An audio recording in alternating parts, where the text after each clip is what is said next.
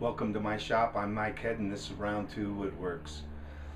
You know, about a year and a half ago when I was switching over from Round 1 automobiles to Round 2 Woodworks in my garage here, I had a vision in my mind how I wanted my shop to be, and it was melamine edged in red oak, and that's what I wanted.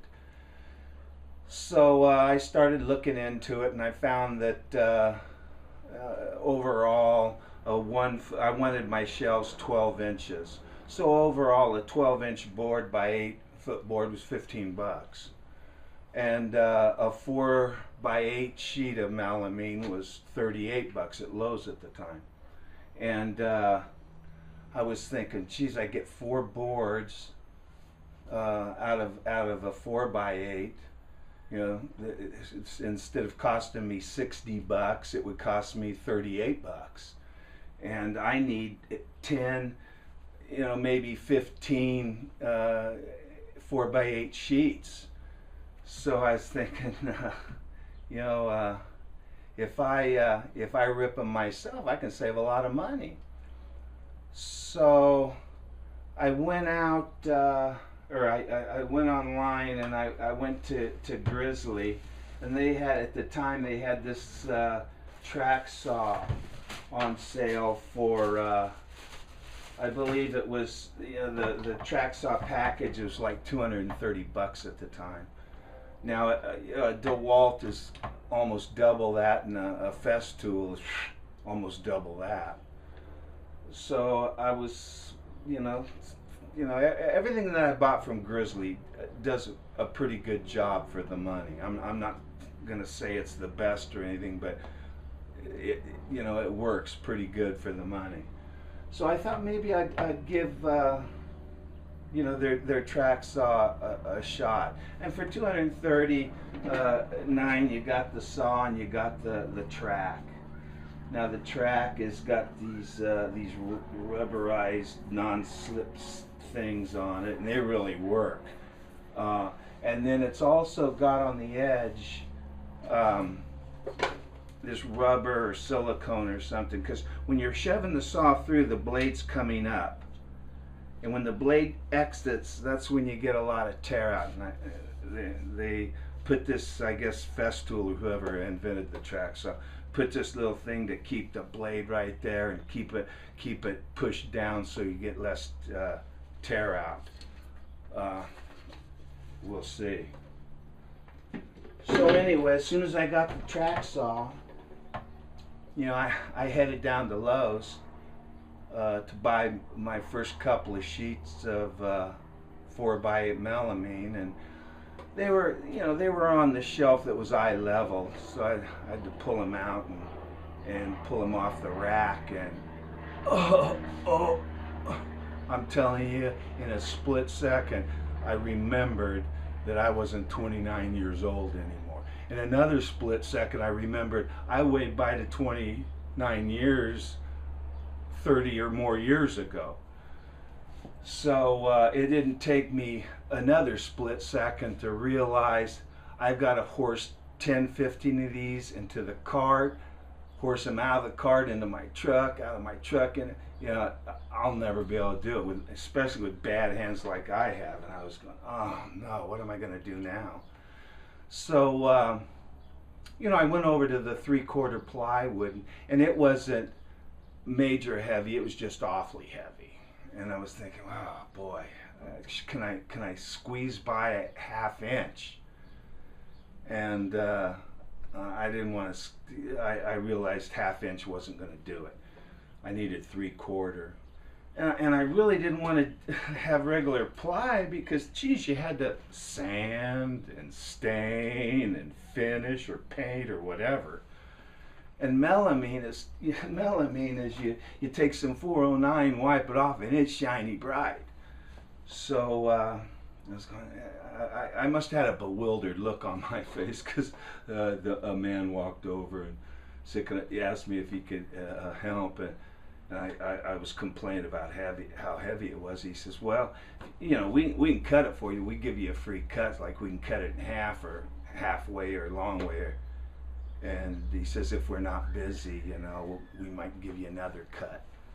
So we went over there and he cut the board in half, the 4x8 in half. So I had two 2x8s. And then he cut one of those in half, so I had 2 boards ready to go, and all I had to bring was the 2x8 home, run it through my own table saw, and I could handle that. So that worked out beautiful. So how much money did I save? I thought I was gonna, you know, save enough to pay for this saw. You know, get a saw free or a tool free, and. Of course, that plan didn't work out. So how much did I save? You know, in reality, because I've never used this thing, not once. I've had it a year and a half, if not longer. I've never even plugged it in.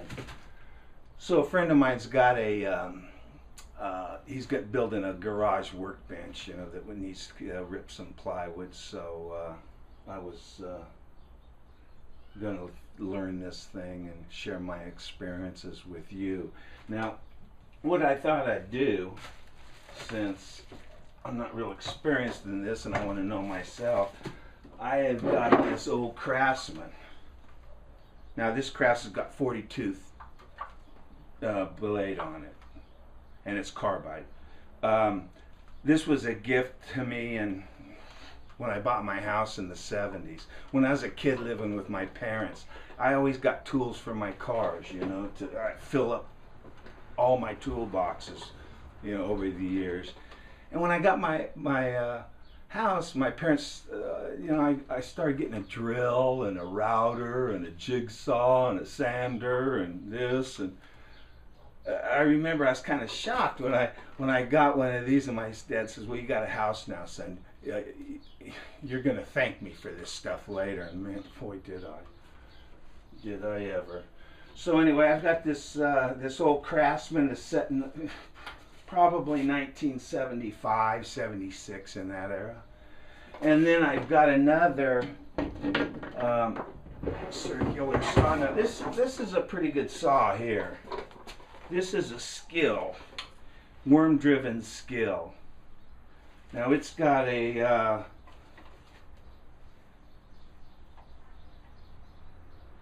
it's 28 teeth on it. So this is kind of a funny story. My dad lived in Redding. He lived, you know, he bought a house on 5 acres, and down in this barranca there was this old little, you know, 600 square foot house that has been abandoned probably since the 50s. Was probably built in the teens or earlier, and all the windows, doors, everything was out of it, and it was down kind of in the thing. But somebody else bought 5 acres, and their house was like, instead of being a half mile away, it was like 100 yards away, if not less. And there was a lot of people, hippies, or I don't know, you know, low lives or whatever you want to, the guy thought, because there was always people staying in there and having parties, and it was real close to his house, so he didn't want it, so he had it torn down. And my dad was over there looking one time, and he looks in the well, you know, in the back, and these boards are all sticking out of the water, you know, and over one board is draped a cord, an electrical cord. You know, my dad's a curious kind of guy. He goes out and gets himself a thing and reaches down there and snags that cord, and he starts pulling it up, and there's 2 saws like this that he pulled up out of that water. So he took them home, tore them apart, cleaned them up, oiled them up, and zing zing, they've been working ever since. There was 2 of them, and he came, they looked exactly the same. He says, pick one, and this was back in the 80s, and this thing is a good saw. But it's a constructor saw. It doesn't really cut the wood, it beats it up. So anyway, I thought we'd kind of take a look at all these saws, see how they cut, and see if this track saw is as good as they say it is. So let's do that. Okay, what I got here is a piece of ply, 1/2 inch ply, a little thinner than 1/2 inch plywood. I've got a straight edge up there to cut a 1 inch piece of board off. I've got it set on my table saw, so I've got a nice thick piece of foam there, and I only have it going into the foam about a 1/16 of an inch. So let's see what an old Craftsman will do. Oh, by the way, no dust needed on this, because in the 70s they didn't know what dust control was. But I bought a couple of new products this weekend. One's a stand to hold the hose, and so far I really like this. I hope I keep liking it. So let's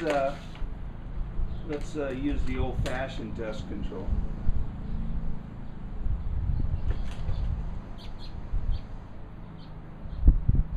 Let's see how this thing cuts.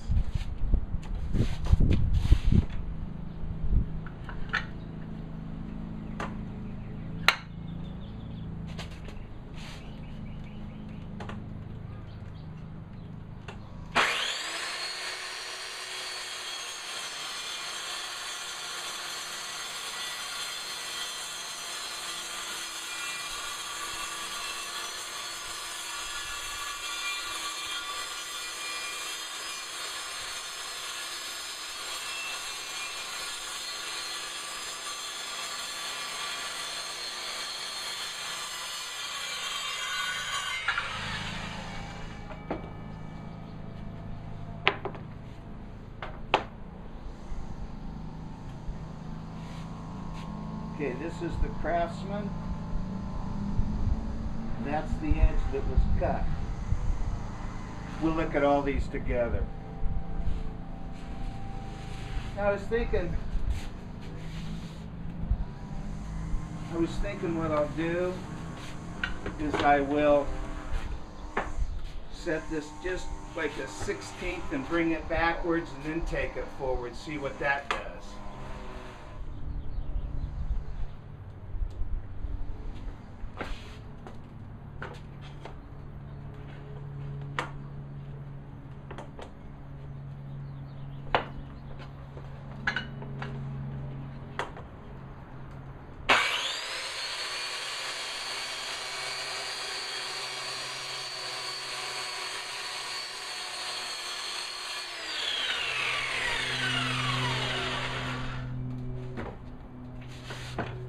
Okay, I drew that backwards, making a 1/16 of an inch slit.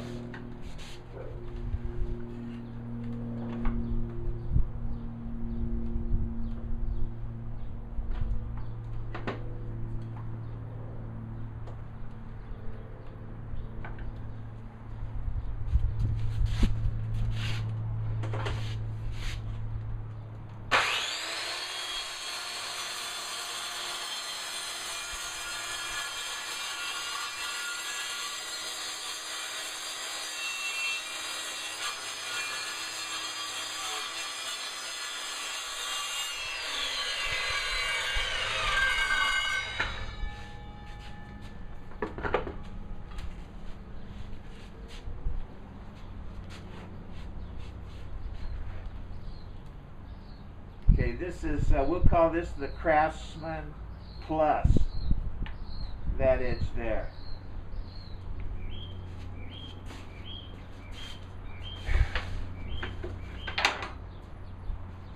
Well, let me set up the other saw. Okay, let's try a 28 tooth skill saw. See how that works.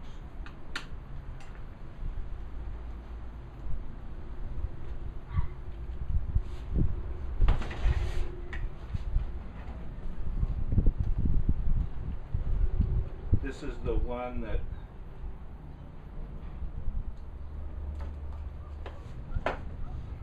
came out of the well.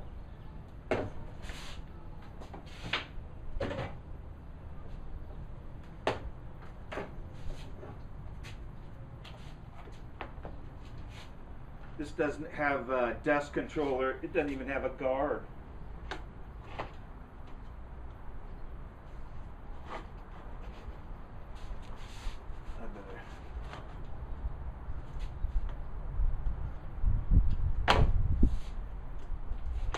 Okay, contact.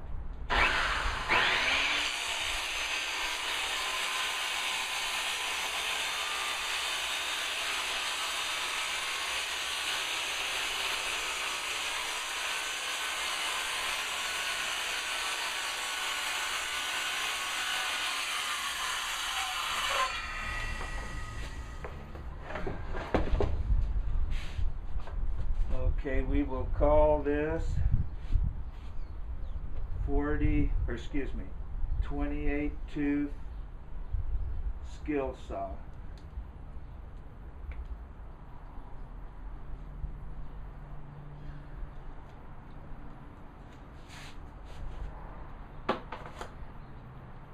Let's set up the other one.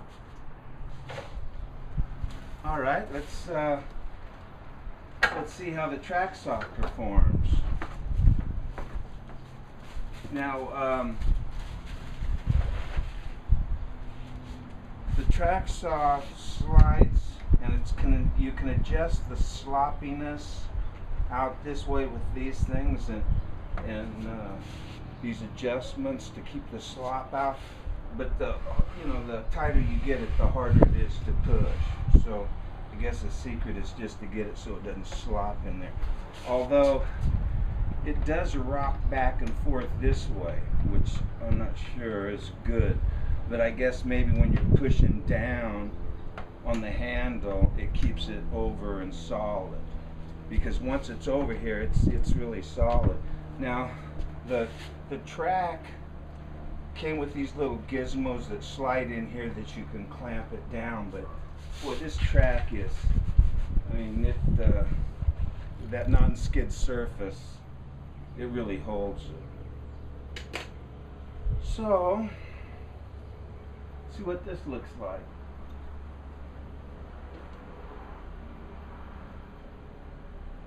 Now this has dust collection, so we'll see how that works too. The other two saws threw out a whole lot of dust. Now we'll see if this thing works. I've never even turned it on before.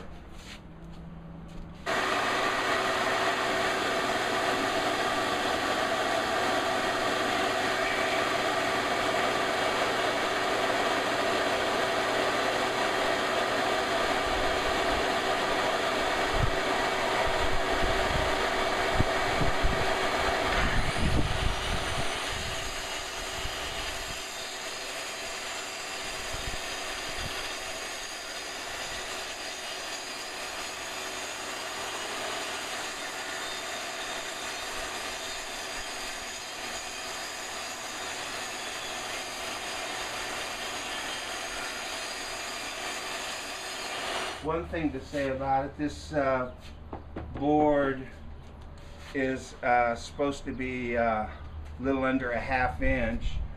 I put this thing on a 1/2 inch, and it didn't go through it. As a matter of fact, it missed it by a good 1/8 of an inch. So I'm going to have to readjust this down to about 1.5 inches and redo it. Seems like there's a lot of dust on this too, I'm not sure. Let's try it again.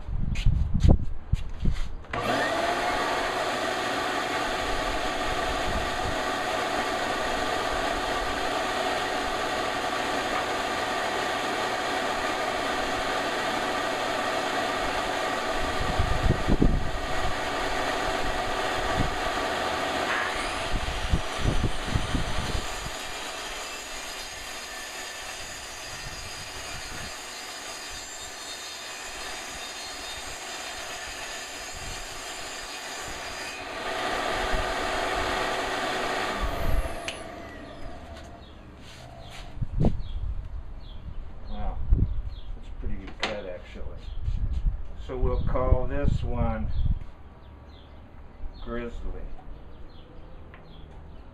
That's the cut. Well, we made our cuts. I think I got this bed just a little tight. So I think I'd loosen it up a little bit. The second cut, it sucked a lot more dust. I saw the dust going up into it, so the dust seems to work fairly well. So let's check out the pieces that we cut, see where we go from there. Okay, I'm going to macro this.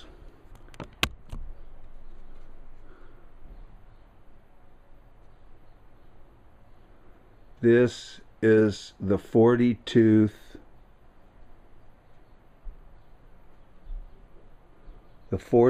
Craftsman, the old 1970s Craftsman. Okay. Next, we've got the 40 tooth Craftsman Plus. This is the one I drew back the blade first.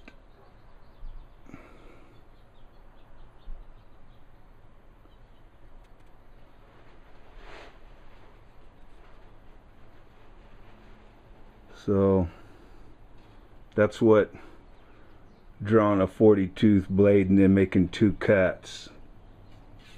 Now let's compare the two. The one behind is the 2 cut. The one in front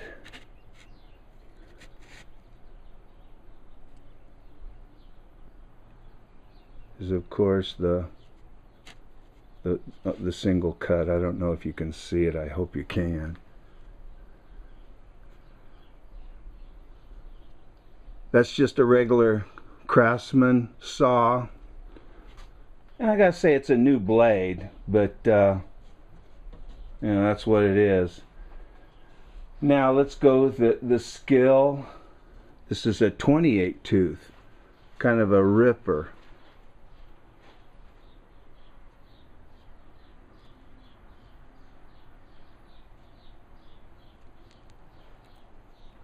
Okay, 28 tooth Craftsman. We just did one. That's just one.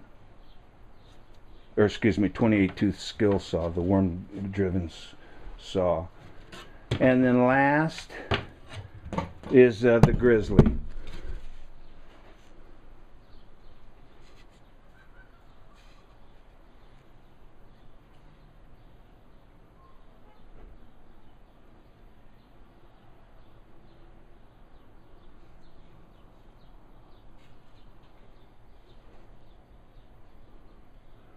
So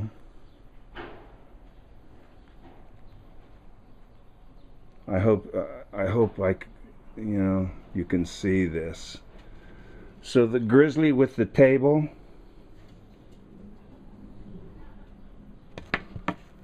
the Craftsman just one time through,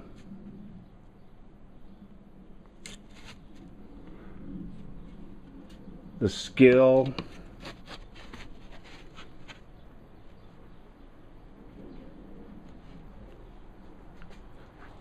and the Craftsman double pull. There are all of them.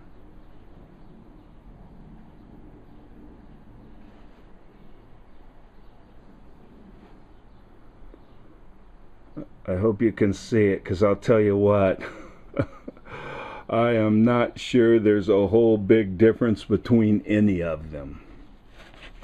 So let's think about this.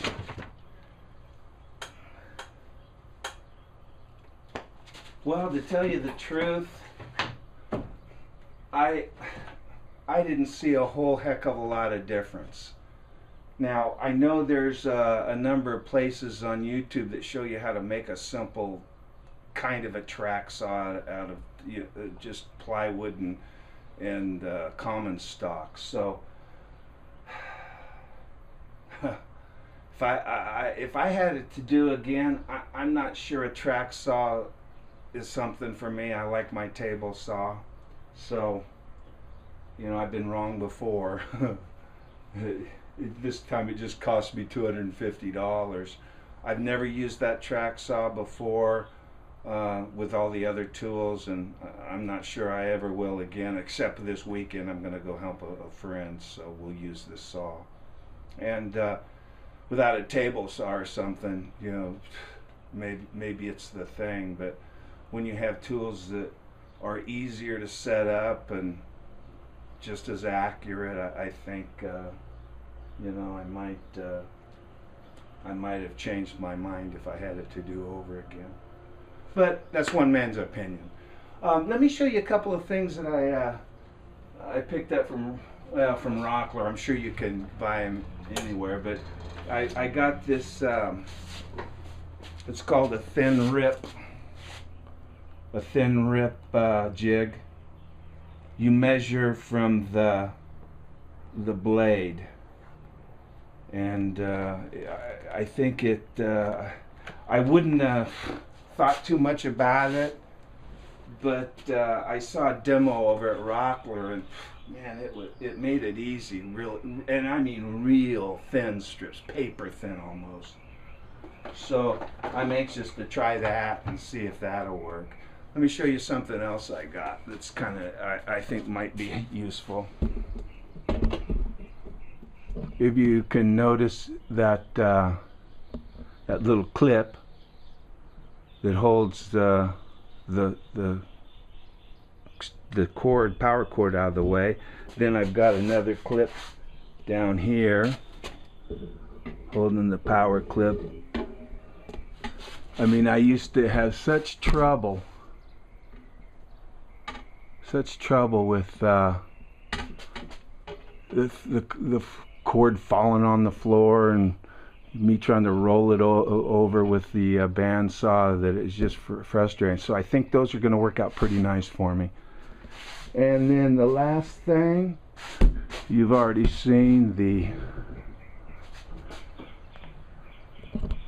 tower to hold dust control and the extension cord out of the way. When I get used to that, I think I'm going to like it. It's going to take a little getting used to. So YouTube, I guess that wraps another session in the shop up. I would call this a failed session, for me anyway. I spent $250 some on something that I didn't use, but you know, you live and learn. And I'm not saying that it's not, you know, Festool sells something that's 4 times this much, so I'm sure it's 4 times better, but somebody must need it or it wouldn't sell. So for somebody like me, I don't think I'd use it, and if I did, I'd probably make one of those homemade little track saws that would work on either one of my other saws. So that's about it. I appreciate you stopping by, YouTube. I really do. And then until next time, be well and take care of yourself. Thanks again.